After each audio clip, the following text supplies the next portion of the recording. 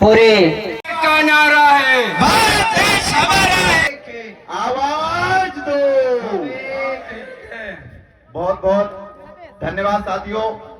और सबसे पहले मैं यहाँ पर आयोजन करने वाली उस टीम का मैं बहुत बहुत आभार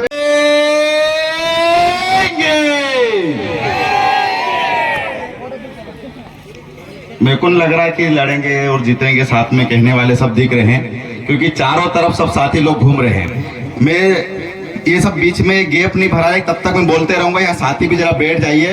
ये बहुत महंगा टेंट वो जो व्यवस्था करी है, बिछाने की व्यवस्था करी है, ये आप लोगों के लिए करी है। और समाज का जो एक एक रुपया इकट्ठा करके किया गया है, ये कोई नेता का नहीं कार्यक्रम है साथियों, तो इसलिए आप लोग इसका फायदा उठाइए। लड़ेंगे, जीतेंगे, आवाज दो, आवाज दो। बहुत बहुत धन्यवाद साथियों। और सबसे पहले मैं यहाँ पर आयोजन करने वाली उस टीम का मैं बहुत बहुत आभार व्यक्त करता हूँ कि इस सूरज की तपती धूप में इतना शानदार कार्यक्रम किया। और आप सबको भी नमन करता हूँ कि इतनी धूप में आप सबने हर एक वक्ता को बहुत ध्यान से सुना साथियों। इसके लिए जोरदार तालियां बजा दीजिए कार्यक्रम के आयोजन करने वाली टीम के लिए और आप सबके जज्बे के लिए। और जो साथी सिर्फ घूमने फिरने के लिए आए हैं, उनके लिए भी जोरदार तालियां बजा दीजिए। वो इसलिए बजा दीजिए कि वो सुनेंगे नहीं तो बोलना सीखेंगे नहीं, बोलना सीखेंगे नहीं तो वो एक दिन मारा जाएगा। तो इसलिए सबसे पहले आप सुनना सीखिए। अगर आप सुनना सीखेंगे तो आप बोलना सीखेंगे। और आप बोलना जिस दिन सीख जाएंगे तो थानेदार की भी आंखों में आंखें डालकर आप बोल सकते हैं कि तुम यहाँ के नौकर हो, हम यहाँ के मालिक हैं, तुमको हम सैलरी देते हैं, 2 साल में चेंज कर देंगे, यहाँ के विधायक को भी 5 साल में चेंज कर देंगे। ये सिर्फ आप बोल सकते हो साथियों। तो ये बोलने की शक्ति और ताकत भी आप सबके यहाँ पे। मैं दूसरा यहाँ पर हमारे बीच में वक्ता दूर दूर से आए हैं, हमारे गुरु जिनके वीडियो हम हमेशा देखते हैं, डॉक्टर लक्ष्मण जी, भाई भीम भाई, आनंद राय जी और तमाम मेरे मीना जी साथी, विमलेश आरबी जी, तमाम आप सब साथियों का मैं आभार व्यक्त करता हूँ कि आप दिल्ली और इतने दूर दूर से आए हैं कि मेरे भाई, मेरे आदिवासी आप सब बोलना सीख जाए साथियों। मैं अब मेन मुद्दे पर मेरी बात पर आता हूँ। यहाँ पर अभी वर्तमान में चुनाव आने का है, तो तमाम हम सोशल मीडिया पर देखने लग गए हैं कि वो फलाना का आदमी हो गया है, वो फलाना का आदमी हो गया है। साथियों, हमारा आदिवासी समाज इस देश में कई श्रेणी में बांटने की कोशिश करी है, बारी बारी टुकड़े टुकड़े छोटे छोटे टुकड़े में बांटने की कोशिश करी है और उसमें वो सफल होते गए। जैसे हमारी सुशीला बहन ने बताया कि वर्ण व्यवस्था, हमारे भाई साहब ने बताया वर्ण व्यवस्था, उसमें उसके बाद में आदिवासी बने, आदिवासी भील, भिलाला, गोंड, कोरकू, तमाम हम ट्राइब से बनी हमारी। भिलाला में भी 4 प्रकार के भिलाला हो गए, गोंड में भी 4-5 प्रकार के गोंड अलग अलग से हो गए। तू ऐसा गोंड है, तू वैसा गोंड है। उसके बाद भी देश आजादी के बाद में इन लोगों को अगर पेट नहीं भरा तो हमको ये बांटने का काम करा, तू कांग्रेस का है, तू भाजपा का है। हम लोगों ने देखा साथियों, ये जो बड़े बड़े कार्यक्रम जो होते हैं, जो कल तक जो एक समाज में एकजुट में 10,000 जनसंख्या जो आ जाती थी, आज हमको देखने को मिलते हैं कि 2,000 और 1,000 लोग बचते हैं। एक मुझे पिक्चर का एक वो सीन याद आ रहा है। वो पिक्चर में कहता है ना कि हम अंग्रेजों जमाने के जेलर हैं, आधे इधर जाइए, आधे उधर जाइए और बाकी मेरे पीछे चलिए। तो जब वो देखता है कि आधे सब कांग्रेस में चले गए, आधे भाजपा में चले गए, थोड़े बहुत इधर उधर चले गए, समाज का साथी सिर्फ अकेला रह गया।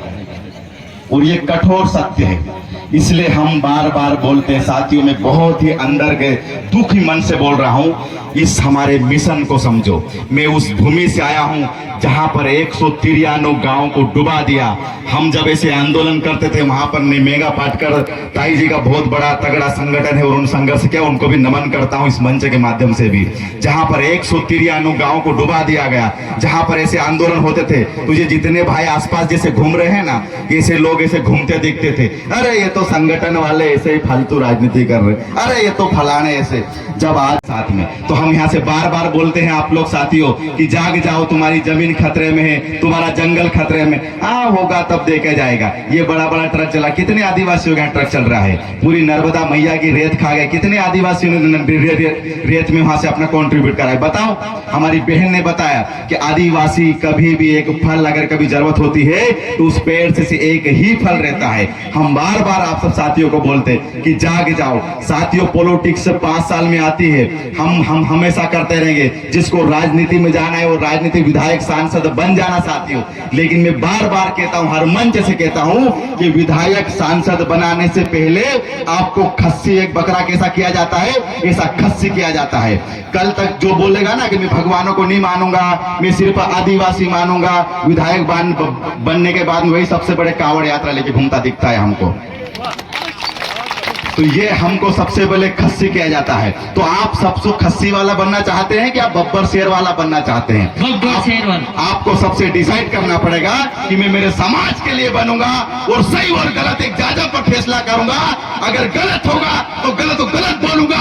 इस 10% और 5% अगर पाखंडी की अगर कभी मेरे को पर्चियां उठाने के लिए बोलेगा, मैं खड़े मंच से बोलूंगा कि तेरी पर्ची नहीं उठाने दूंगा। अगर तुम हमारे गांव में आकर, हमारे शहर में आकर अगर हमें तुम्हें पागल कहेगा तो हम तुम्हारा विरोध करेंगे। वो बाबा हो पापा हो, ऐसा विधायक और सांसद हमें बनाना पड़ेगा और इसके लिए हमें एकजुट होना पड़ेगा। कांग्रेस के भी बनते 47 विधायक, भाजपा के भी 47 बनते हैं, लेकिन मैंने कहा कितना विकास हमारा हुआ कोई बता दे हमें। क्यों हमारी बहनों को 10-10 फीट गड्ढे में गाड़ दिया जाता है?